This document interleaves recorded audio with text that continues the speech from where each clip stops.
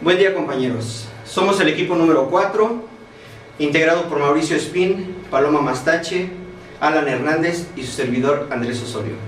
Hoy platicaremos un poco del paradigma cualitativo. La investigación cualitativa y sus características, que en términos generales se dan en sucesos dentro de su medio natural, intentando sacar sentido e interpretar los fenómenos de acuerdo con los significados de las personas implicadas. Lo veremos con diferentes modalidades dentro de la investigación participativa, investigación de campo, participación etnográfica y estudio de caso. Dentro de la investigación cualitativa, sus objetivos son como descripciones y relaciones entre variables, la experiencia propia y ajena de una manera sistemática, detallada y prolongada en el tiempo. La investigación educativa implica la utilización y recogida de una variedad de materiales que describen la rutina y las situaciones problemáticas y los significados en la vida de las personas. Dentro de los investigadores cualitativos, veremos que se encargan de estudiar la realidad en su contexto natural. Por eso, a partir de este momento, utilizaremos con frecuencia el término contexto natural. Para abordar un poco el tema, tendremos que ir un poco a la historia de la investigación cualitativa. Los inicios es a partir de finales del siglo XIX. Si nos vamos a lo que es Estados Unidos, se dieron a partir de los estudios de los problemas de inmigración, de asistencia social, sanidad, educación y salud. O sea, que partimos a partir de problemas. Y un dato interesante que también se vivió a partir de que Jacob Riggs reveló cómo vive la otra mitad. Cuando hablaba de cómo vive la otra mitad, se refería a la pobreza que existía, a la desigualdad social que existía en los Estados Unidos. Eso por lo que corresponde a este país de América. En esos mismos años, pero en Europa, se vivía un movimiento de la encuesta social, donde Le Play nos hablaba de la vida de los obreros europeos. Estamos hablando de 1855 en Europa, donde surge una obra de El trabajador pobre o El trabajador de Londres pobre. Se da la historia de una forma interesante al llevar a cabo la investigación de historias de vida a través de entrevistas como herramientas metodológicas. O sea que nuestra investigación cualitativa surge en base a los problemas de Estados Unidos y de lo que se vivía en Europa, en especial en Londres, pero también en Francia. Esta investigación se llevaba a cabo con descripciones, anécdotas e informes. Regresando a Estados Unidos, surge el movimiento a partir de Pittsburgh Survey, que es una investigación en Pittsburgh, hablamos de 1907, donde ya se ve este tipo de investigación como un carácter multidisciplinar de la investigación, con un estudio revelador, descriptivo y en una base científica. Ya empieza a tomar forma no solo de una situación de investigación en base a entrevistas y lo que dice la gente, sino que también se le daba una validez, por lo tanto se va al carácter científico. Carácter científico implica planear cuidadosamente una metodología para recoger datos, registrar y analizar todo lo obtenido. De no existir estos datos, tendríamos que crear, o en ese momento tendrían que crear sus propios instrumentos de recogida de datos y demás. Continuando con esta investigación cualitativa, nos vamos a una etapa de consolidación. Regresamos a Europa con la escuela de Cambridge, donde escriben intentando ser objetivos, por lo tanto se convierte en un paradigma positivista, donde el investigador se convierte en un célebre dentro de la investigación. ¿Por qué? Porque se le llama etnógrafo solitario. Él solito tomaba sus cosas, se iba al campo de estudio, realizaba la investigación, entrevistas y todo lo relacionado al problema que se estaba investigando, haciendo una narración objetiva. Desde este momento se trata que este tipo de investigación cualitativa lleve su grado de objetividad. Malinowski nos ingresa el nuevo modo de hacer etnografía, con una participación activa, con una observación y una interrogación. Ya estamos hablando de nuestra interrogación para poder ir dándole forma a la investigación. Por otro lado, Margaret Mead nos dice, de la escuela con organización, ya empieza a ingresar al terreno educativo con el estudio del papel del profesor. En Estados Unidos, la escuela de Chicago, interesante por cierto, por la investigación que empieza a hacer en los barrios bajos. Se empieza la investigación con pandilleros. Regresamos a lo que dijimos en un principio, que es una mera investigación de carácter social. Toma la escuela como una organización, realiza su investigación en base a entrevistas, documentos personales y estudios sobre la vida urbana. Reitero, en base a los problemas sociales, pandillerismo y demás. Pasando de esta etapa de la consolidación, pasamos a la etapa de la sistematización. En la Segunda Guerra Mundial y hasta 1970 se formalizan los métodos cualitativos con teorías interpretativas. Denson a Lincoln le llama que están en una fase modernista. Y aquí entramos a lo que es etnometodología, que es una propuesta básica de sociología que ofrece una perspectiva particular acerca de la naturaleza e indagación de orden social.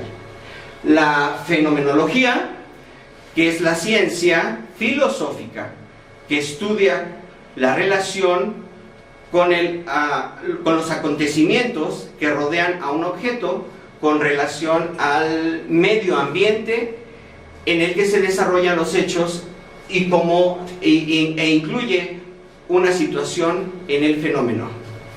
La teoría crítica es uno de los principales. La teoría crítica es la que se opone a la separación entre el sujeto y la realidad, por lo que esta relación siempre va ligada uno con el otro. Sujeto, realidad. Y vemos el feminismo, y en esta orientación epistemológica se va a poner énfasis y se va corriendo el acento del concepto de conocimiento universal. Ya no son hechos aislados, sino dentro de esta misma investigación es holística u universal. Ya no es en un sentido particular. Se orientaban hacia una práctica de la investigación cualitativa. Ya viene la orientación a lo que conoceremos como una práctica de investigación cualitativa, y siempre es un detalle que debemos resaltar, se hacían las clases populares de la sociedad. Se toma en cuenta como paradigma positivista también, donde encontramos investigadores, modelos, interaccionistas y constructivistas de la investigación. El pluralismo. Dentro de esta historia de la investigación cualitativa nos encontramos con el pluralismo. Es donde surgen investigadores, teorías, estrategias, métodos y paradigmas. Que es una interacción simbólico de indagación naturalista positivismo, pospositivismo, fenomenología, etnometodología, crítica marxista, que es de ahí donde surge el pospositivismo, tomando como base el marxismo. Pasamos al estructuralismo, paradigmas éticos y constructivismo.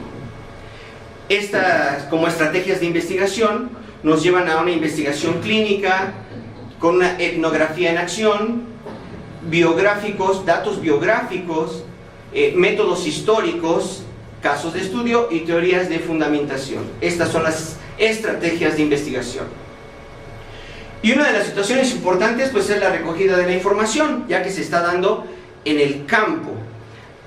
Y nos lleva a tener un análisis del material empírico, con entrevistas cualitativas, métodos documentales, la observación, que es uno de los detalles que siempre van a resaltar dentro de esta investigación cualitativa, y la experiencia personal. Experiencia personal de las personas que son entrevistadas, de las personas que están dentro del área de estudio, y la experiencia personal del investigador.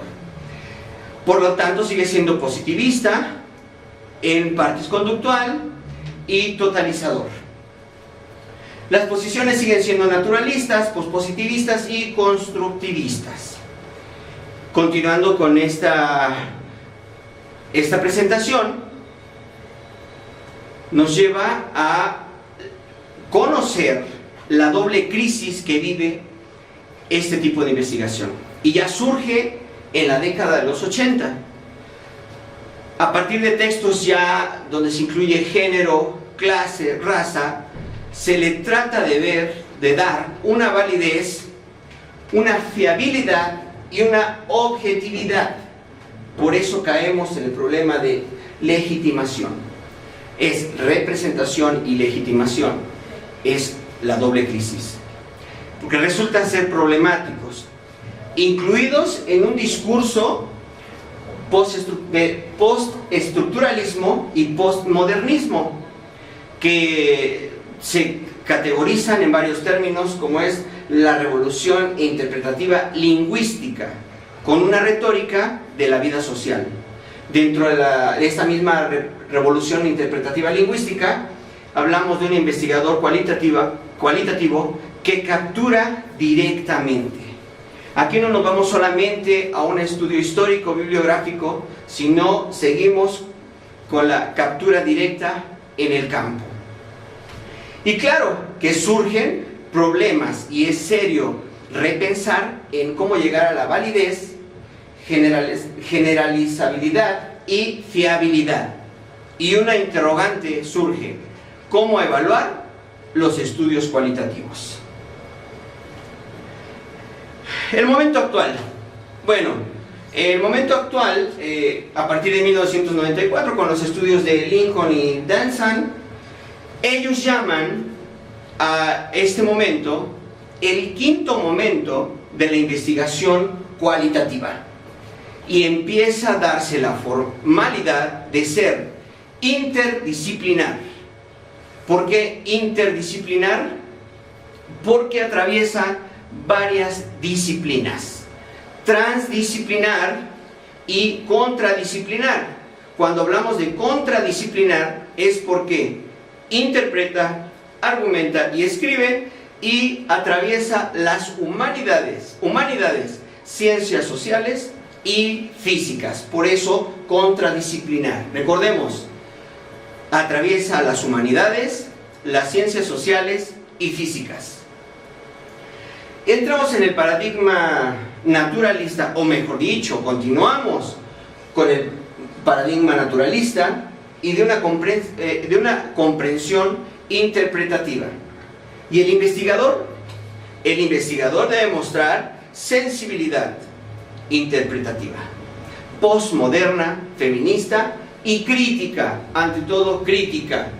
Y podemos llamar que este investigador debe ser positivista, tener acciones pospositivistas, humanista, y continuamos con lo que iniciamos, naturalista. Este momento actual se divide en 4 momentos. El primer momento es el histórico, ¿Por qué histórico? Porque opera desde los anteriores hasta el presente. El segundo momento es el de consumo de elecciones, de unas elecciones desconcertantes, paradigmas, métodos, técnicas, para pasar al tercer momento, que es el de descubrimiento y redescubrimiento, con un cuarto momento de un proceso multicultural. Aquí cabe señalar que el investigador interpreta, argumenta y escribe. Dentro de la naturaleza de la investigación, seguimos con Delson y Lincoln, y nos habla de una multimetódica en el enfoque. Implica un enfoque interpretativo donde los investigadores cualitativos estudian la realidad en un contexto natural. Es naturalista, por lo tanto, hacia el objeto de estudio. Esto implica entrevistas, experiencias personales, historias de vida, observaciones, textos históricos, imágenes y sonidos. Por parte de Taylor y Bogdan, nos dice que son datos descriptivos, donde las propias palabras de las personas, en su forma hablada y escrita, además de la conducta observable, nos llevan a este tipo de investigación. Por lo tanto, es inductiva, holística, tiene sensibilidad, es comprensible, suspenden creencias. Aquí ya no vale el yo creo, sino que tiene que ser con un argumento en el campo y en lo histórico. Las perspectivas son valiosas, los métodos son humanistas, da énfasis a la validez de su investigación. Tiene que ser válida esta investigación, si no, no funciona como tal. Y todas las personas y escenarios son dignos de estudio. Lo que se quiere investigar es válido. La investigación cualitativa es un arte, por lo tanto, y utiliza instrumentos poco estandarizados. Pasamos a 1995 con y nos maneja una diferencia entre la cualitativa y lo cuantitativo, y nos da las diferencias básicas: son explicación, comprensión, un papel personal versus impersonal, el conocimiento descubierto y el conocimiento construido. Aquí no descubre, sino construye el conocimiento como síntesis de perspectiva. La naturaleza de la investigación cualitativa en su nivel ontológico nos dice que es dinámica, global y construida en un proceso de interacción donde la realidad existe, pero nunca puede ser totalmente aprendida. En el nivel epistemológico le da la validez, asume una vía inductiva con una bondad del conocimiento, donde el investigador y lo investigado están fusionados en una sola entidad, sujeto y objeto epistémico, que se determina comúnmente. En cuanto al nivel metodológico, las formas de investigación en torno a la realidad se formulan por adelantado preguntas e hipótesis, y se sitúan las cuestiones referidas a las distintas vías o formas de investigación en torno a la realidad. Siempre será en torno a la realidad. Y dentro del nivel técnico, pues aquí ya podemos ver las técnicas e instrumentos, estrategias de recogida de información. Existen varios métodos de investigación cualitativa, los cuales se clasifican de maneras diferentes. El autor Wolcott parte de 4 perspectivas o actividades básicas en la investigación. La primera es experimentar, vivir, preguntar y examinar. Estas nos las muestra en su imagen de un árbol, como que estas serían las raíces de nuestra investigación. A continuación, lo que serían las ramas y llegar a las hojas serían los métodos y las técnicas de investigación que nosotros como investigadores podemos tomar. Los tipos de investigación cualitativa son la fenomenología, la etnografía, la teoría fundamentada, la etnometodología, la investigación-acción y el método biográfico. A continuación les voy a hablar un poco de cada una de ellas. Tenemos la fenomenología, las raíces del pensamiento filosófico de Husserl. La fenomenología es más que nada escribir o redactar lo que son los fenómenos sociales de la vida cotidiana. Se llevan a cabo en la experiencia de la vida a diario y del mundo completo. La explicación de los fenómenos sería la siguiente forma de llegar a nuestra conclusión en la investigación. También tenemos lo que es el estudio científico humano de los fenómenos, en lo cual nosotros vamos a registrar de alguna manera argumentada y metodológica todas las experiencias o todos los fenómenos que suceden en la vida cotidiana, principalmente en la vida dentro de la educación. El siguiente modelo de investigación cualitativa es el etnográfico. Este se refiere más que nada al registro del conocimiento de alguna cultura. En este incluyen los grupos sociales. ¿Qué son los grupos sociales? Puede ser un grupo de maestros en específico, un grupo de alumnos en específico o algunos ciudadanos que viven en el mismo lugar. A eso se va a referir más que nada la investigación etnográfica. Esto nos sirve para profundizar en la cultura o en las costumbres de ese grupo de personas. Este método es por el cual se aprende el modo de la vida de la unidad social y es el estudio de la cultura en sí misma. Eso quiere decir que vamos a registrar las culturas y los pasos a seguir que lleva cierto grupo de personas o cierto grupo de maestros. En la educación se toma muy en cuenta la investigación etnográfica cuando se quieren hacer investigaciones acerca de alguna escuela en específico, ya sea indígena o de algún lugar en específico. El siguiente método que vamos a mostrar es la teoría fundamentada. Esta se basa en el interaccionalismo simbólico. ¿Qué quiere decir esto? Que determina el significado simbólico que tienen los artefactos como gestos, palabras y para los grupos sociales. Esto quiere decir más que nada la forma en que algunos objetos o personas se relacionan entre sí, que es lo que tiene que llevar a descubrir teorías, hipótesis y proposiciones. Aquí nosotros como investigador tenemos que ver más que nada las teorías que orientan a ese grupo de personas sobre su comportamiento en algún lugar en específico. En este mismo método de investigación, las fuentes pueden ser de todo tipo, desde diarios, cartas, autobiografías, periódicos, otros materiales audiovisuales, las entrevistas, cualquier tipo de documento o no documento nos puede servir para registrarlo dentro de nuestra investigación bajo una teoría fundamentada. Ahora sí, el siguiente método que tenemos es la etnometodología. Este método surgió entre los años 60 y 70 en la Universidad de California. Precursor de este método fue Harold Garfinkel. Su principal objetivo era centrarse en el estudio de los métodos o estrategias empleadas para personas para construir, dar sentido y significado a sus prácticas sociales cotidianas. El siguiente método es el de investigación-acción.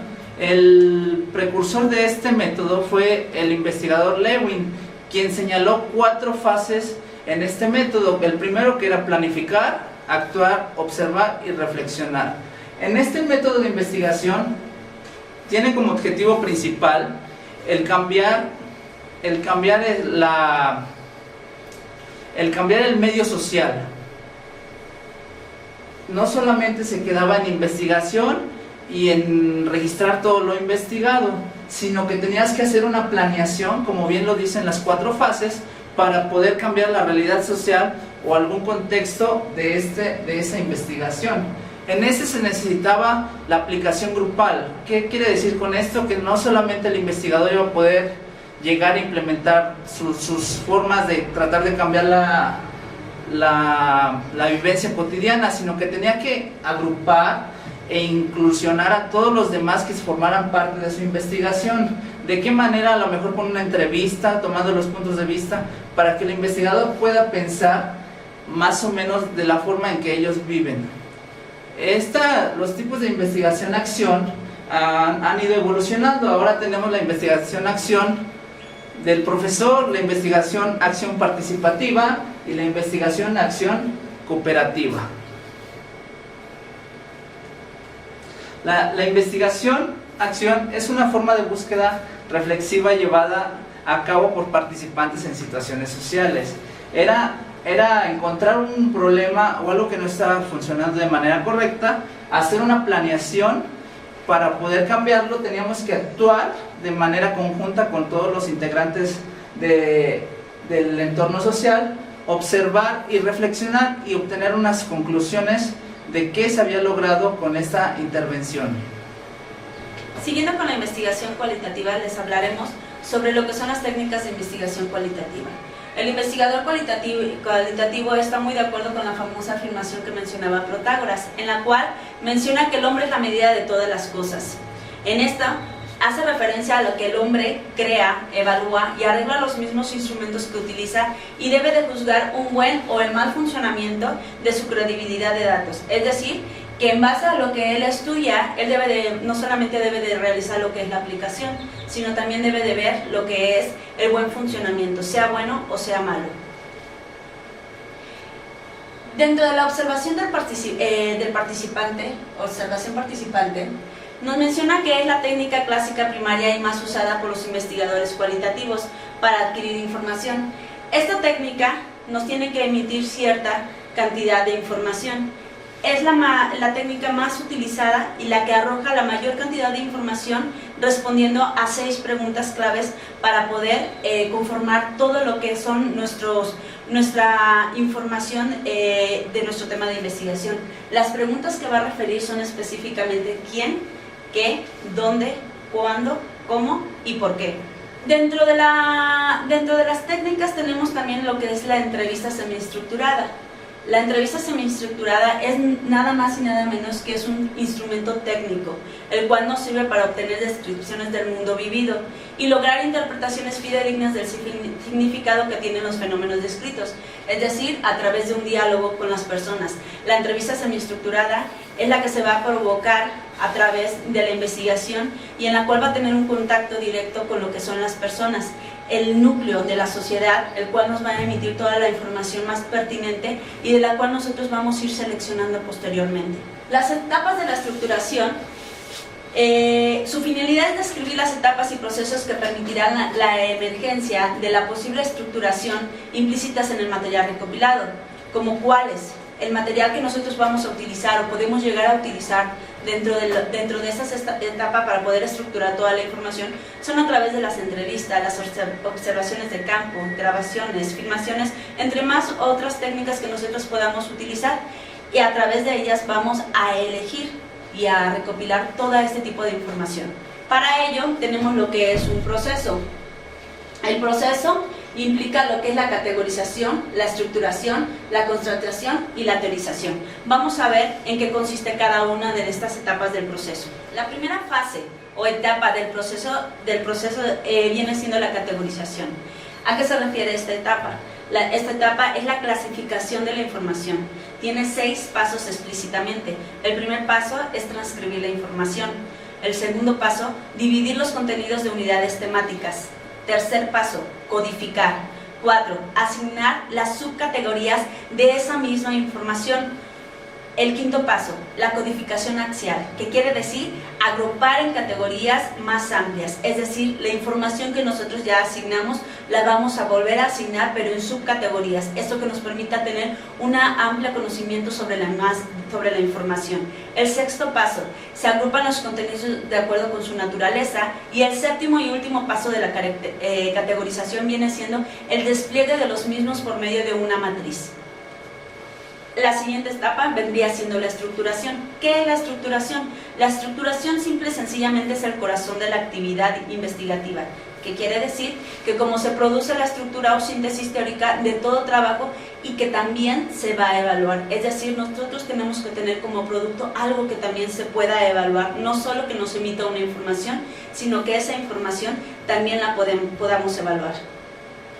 La siguiente fase viene siendo la contrastación. La contrastación consiste en relacionar y contrastar sus resultados con aquellos estudios paralelos o similares que se presentan en el marco teórico referencial para ver perspectivas diferentes. Es decir, no solamente tenemos que asignarle alguna teoría, sino ver a qué se refiere explícitamente absolutamente con todas las demás teorías, es decir, de dónde podemos nosotros recopilar información que nos hablen sobre las mismas teorías para conjugar y formar una sola teoría. La siguiente y última fase o etapa vendría siendo la teorización. Einstein solía decir que la ciencia consiste en crear teorías y por ello, al nosotros investigar y recopilar información, estamos estableciendo teorías. Una teoría es un modo nuevo de ver las cosas, es decir, nuestra postura a través de la investigación. El proceso de teorización utiliza todos los medios disponibles a su alcance para lograr la síntesis final de un estudio o de una investigación. Y con esto finalizaríamos lo que son las 4 fases del proceso. El diseño emergente. ¿Qué viene siendo el diseño emergente? El diseño emergente es un método de investigación en el que la teoría emerge desde los datos, según Gleiser y Satraus, de 1967. Tiene por objetivo la identificación de procesos sociales básicos. Como bien, algunos de los equipos anteriores ya los había mencionado, tiene una denominación de siglas que es la PSBS, a punto central de la teoría. A través de esta metodología podemos descubrir aquellos que son relevantes en una determinada área de estudio. Es decir, nosotros tenemos que determinar nuestra área de estudio. ¿Cómo se aplica? ¿Cómo se aplica el diseño emergente? Bueno, dentro de su aplicación vemos lo que es el poder explicativo en relación a diferentes conductas humanas dentro de un determinado campo de estudio. También favorece el desarrollo de respuestas a fenómenos sociales respecto a lo que está ocurriendo o por qué está ocurriendo o por qué se están dando de esta manera las cosas. Entre otras, también permite construir teorías, conceptos, hipótesis y proposiciones que nos ayuden a generar más información y de esta manera a seguir haciendo teoría. Considera la perspectiva de caso más que de una variable, es decir, estudia un caso en específico y no varios a su alrededor.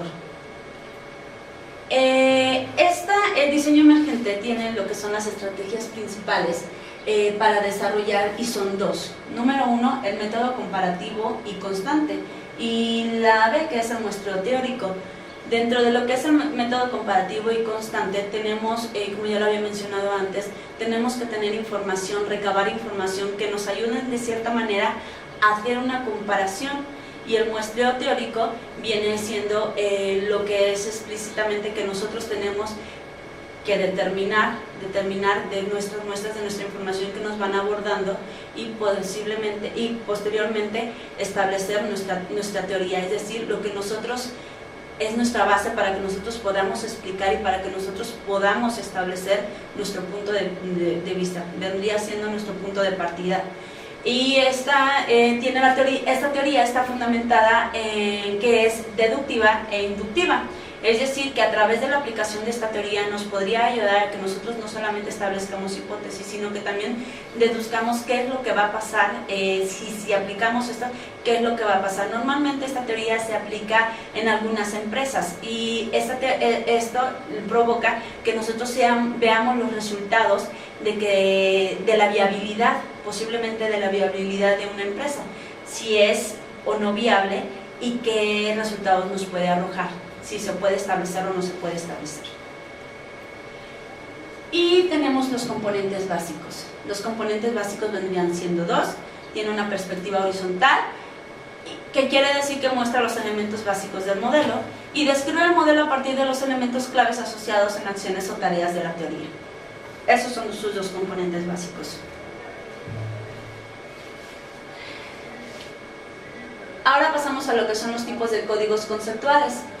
Bien, una vez que nosotros tenemos ya recabada la información, tenemos que pasar a esta parte en la cual nosotros tenemos que establecer los códigos, y existen diferentes tipos de códigos que nosotros vamos a establecer. ¿A través de qué vamos a establecer los códigos? Los códigos se van a establecer a través de la información que uno ha recabado en base a los instrumentos que uno ha aplicado, y estos instrumentos nos van a ayudar a que nosotros obtengamos conceptos. Esos conceptos van a emitir códigos sustantivos, códigos teóricos o códigos in vivo, para que nos den las categorías centrales. Los códigos conceptuales representan la relación entre los datos y las teorías.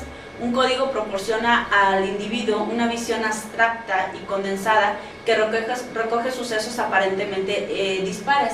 Los códigos sustantivos vienen siendo esos que se dan coloquialmente en base a lo que nosotros, a la información que podemos nosotros abordar sin ningún inconveniente. Los códigos teóricos vienen siendo los que entran en un tipo de comparación, es decir, la información que nosotros tengamos, podemos establecer hasta una matriz en la cual nosotros vamos a establecer nuestros tipos de códigos y hasta en base a los diferentes tipos de teorías. Y los códigos in vivos, estos emergen directamente del lenguaje o vocabulario que está emitido por los entrevistados, es decir, por quienes nos están proporcionando la información. Estos tres tipos de códigos nos van a proporcionar lo que son las categorías centrales. Las formas de codificación vienen siendo 4. Tenemos la codificación abierta, la codificación teórica, la codificación axial y la selectiva. La codificación abierta viene siendo en cuanto a todas emergen de la información que nosotros vamos a tener, y la abierta da pauta para que nosotros hagamos una codificación teórica. La codificación teórica viene siendo esta que se hace una comparación específica con otras teorías y del mismo vocabulario, de la misma información que nosotros vamos obteniendo. La codificación axial viene siendo esta que nosotros donde nosotros hacemos una comparación, que hasta podemos establecer una propia matriz en base a los códigos que nosotros estamos estableciendo de nuestra propia información. Y la codificación selectiva pues viene siendo única y explícitamente la que nosotros vamos a establecer directamente de nuestro tema en construcción. Podemos encontrarnos dos tipos de teoría emergente, la teoría sustantiva y la teoría formal. La teoría sustantiva da cuenta de las realidades humanas singulares, se alimenta de los datos de la investigación, y la teoría formal consiste en comenzar con una categoría central y comparar el fenómeno con áreas sustantivas. Es momento de hablar del diseño etnográfico, una de las herramientas más utilizadas para la investigación cualitativa en la actualidad.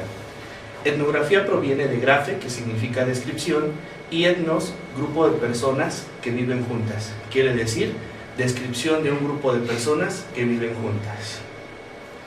El objetivo de la etnografía es crear una imagen realista y fiel de un grupo estudiado, comprender sectores o grupos de poblaciones con características muy similares. ¿Cómo vamos a alcanzar este objetivo? Va a ser comparando y relacionando nuestra investigación con los diferentes autores que van a sustentar nuestra investigación u objeto de estudio.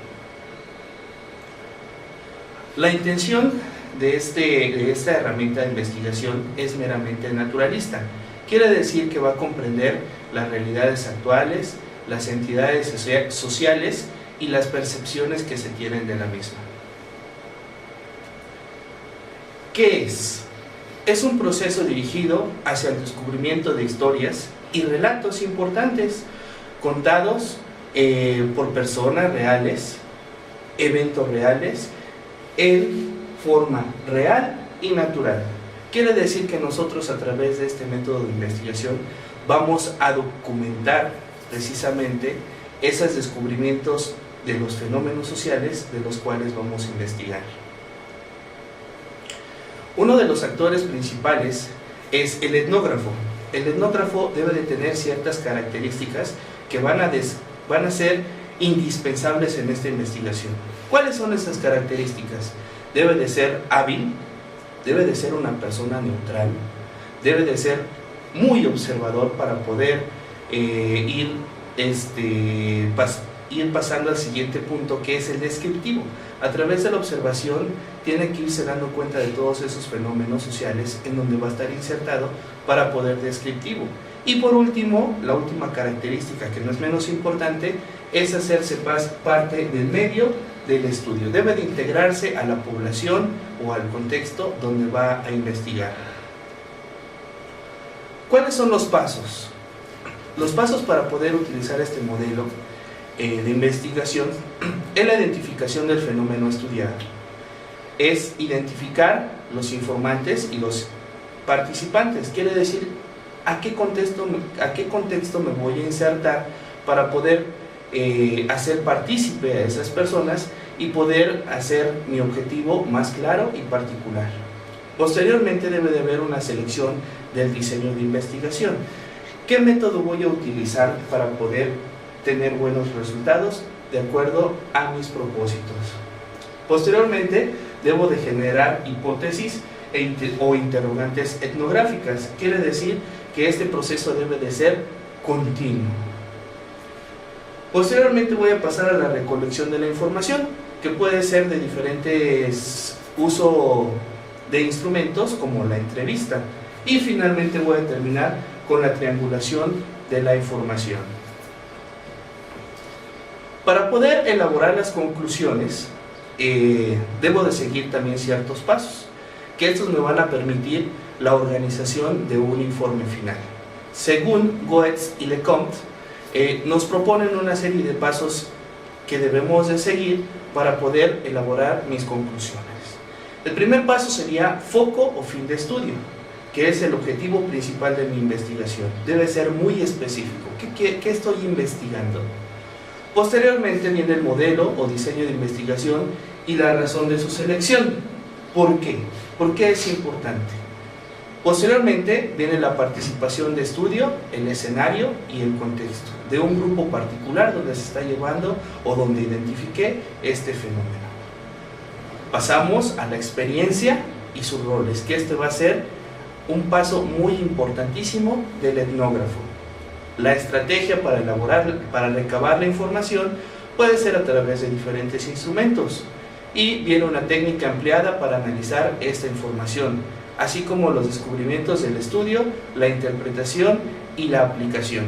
Claro está que para que se pueda llevar a cabo este informe debe de ser dinámico, flexible y dialéctico.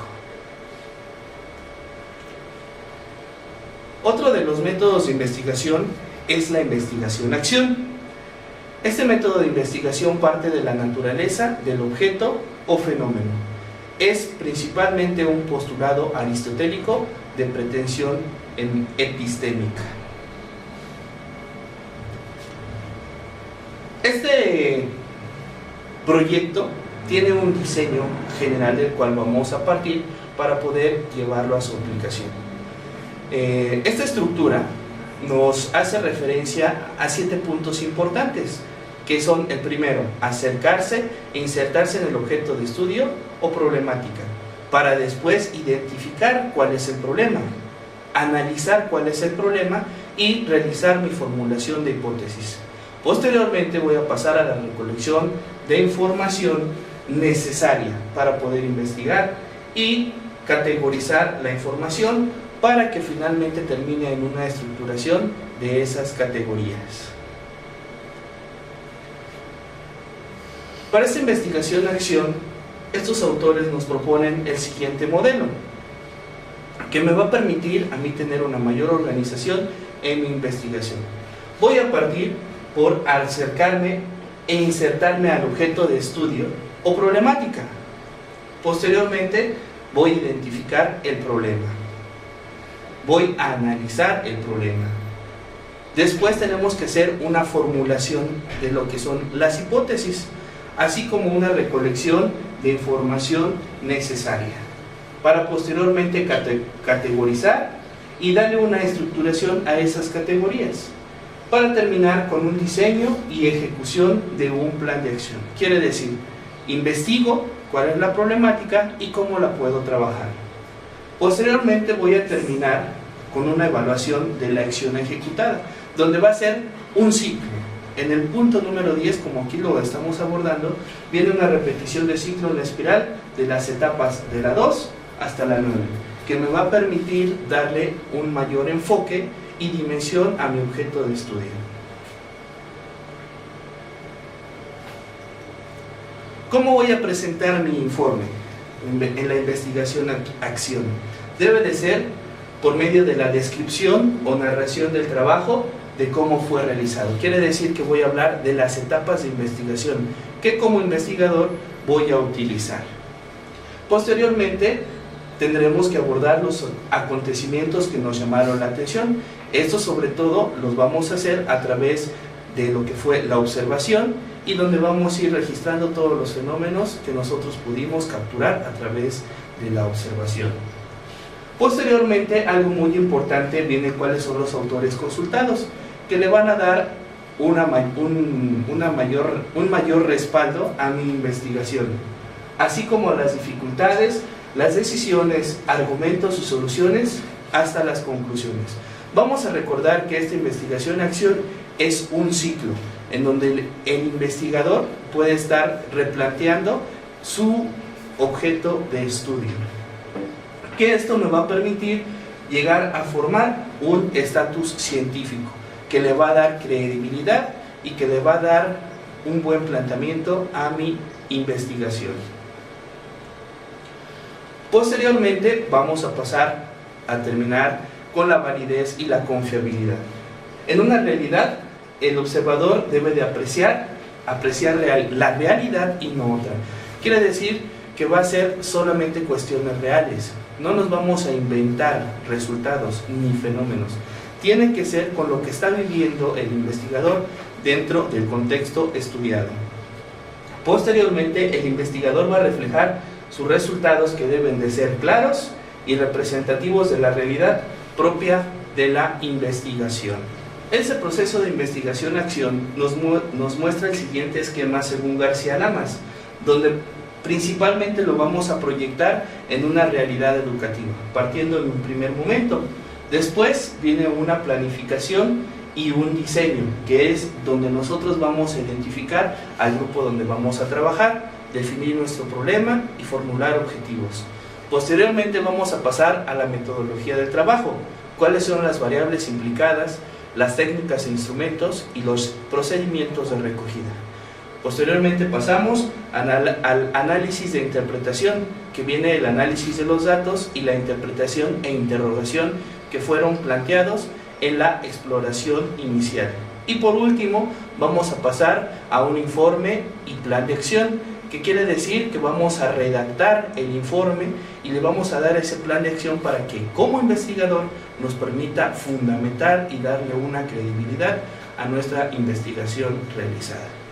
Y de esta manera es como concluimos nuestra exposición para esta asignatura. Agradecemos su atención. Muchas gracias.